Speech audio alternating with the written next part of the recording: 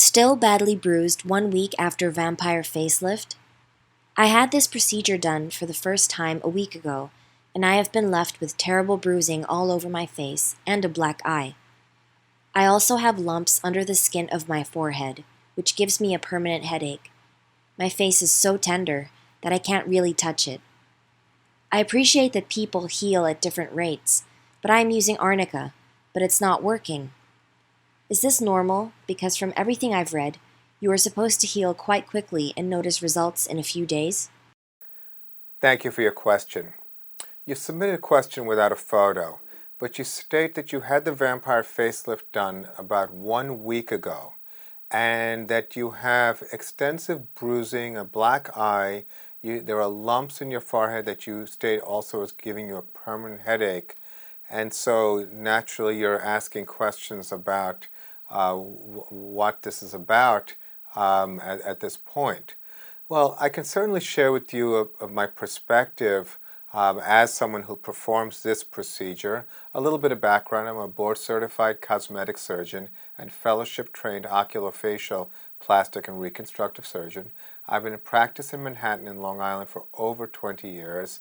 I have been a member of the Vampire Facelift Network of doctors for many years. In fact, I've been a resource for the media whenever periodically there's a need for commentary, or if a celebrity does a procedure. I've been doing my best to help explain what the treatment is about, because there are certainly people who are confused about what this is. So to understand what you're going through, I just want to have some clarification of the vampire facelift procedure and differentiate it from PRP alone. Vampire facelift, as conceived by Dr. Charles Runnels, is a procedure where you use PRP, platelet-rich plasma. This is derived from your own blood and is injected strategically in different areas of the face with the purpose of stimulating skin quality and getting this nice glow and nice cushiony feeling to the skin, which makes the skin look more youthful. With that is the use of, in the strict definition of vampire facelift, one syringe of the hyaluronic acid filler, which is the choice of the physician performing the procedure. The point of the hyaluronic acid filler is to add volume in strategic areas and to help create fullness in areas where there's volume loss. Of course, there is a limit with how much you can do with one single syringe, and there is also a synergy between PRP and hyaluronic acid. Now, when I see this description of extensive bruising, I wonder a couple of things.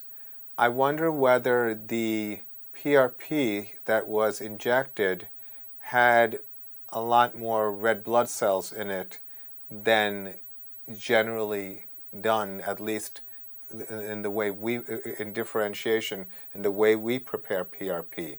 When you look at PRP that we perform, we use, it's fairly free of red blood cells, and therefore it's relatively clear. If you could imagine that when this is being injected, if there's a lot of red blood cells in there, then it can create bruising. And so that's one possible explanation, because as I said, it's very unusual for me to be aware of anyone who is a vampire facelift provider who is following the strict guidelines and have been trained appropriately. A lot of times people say they're doing the vampire facelift even though they're not a part of the network and they have not been trained for that specific procedure, and use the name and then just are administering PRP in the way they feel they should. So that's one thing. I'm not saying that this is the case in your situation, but I don't know any other details. The other is about, my concern would be, is whether or not the injections were traumatic. PRP is easily injected with small needles, and therefore I look at it in comparison to any other injectable filler like a Botox or a filler like a Restylane. You're injecting through a fine needle, and when you place PRP, what's different about using it when you're doing a filler is that you can actually cover a wide area with a single entry point. So it does surprise me that there's a fair amount of bruising. So if it were to be caused by the trauma of the placement. So, of course, that's one potential explanation, and it's not always the doctor's fault that someone gets bruising. The other questions to ask yourself is: Were you taking any blood thinners? Were you using aspirin, Motrin, ibuprofen, ginkgo echinacea, St. John's wort, vitamin E? There's a lot of blood thinners that people don't realize are blood thinners, and that can also cause a fair amount of bruising. I think it's important that you reach out to your doctor and ask these questions. There may, besides the arnica cream, there may be some value in the use of warm compresses, just to try to expedite circulation.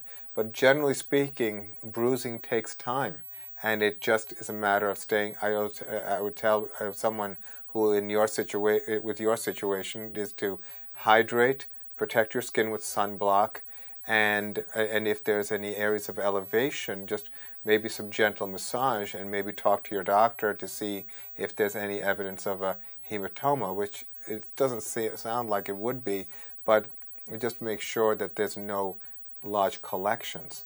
So again, it is important to understand more details about your procedure and how it was performed, and whether or not it was a real vampire facelift versus PRP.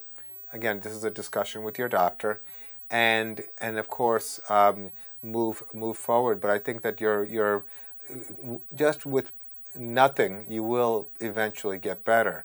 But I would want you to at least understand that extensive bruising is not the norm.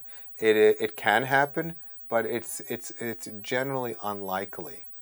So I hope that was helpful. I wish you the best of luck. Thank you for your question.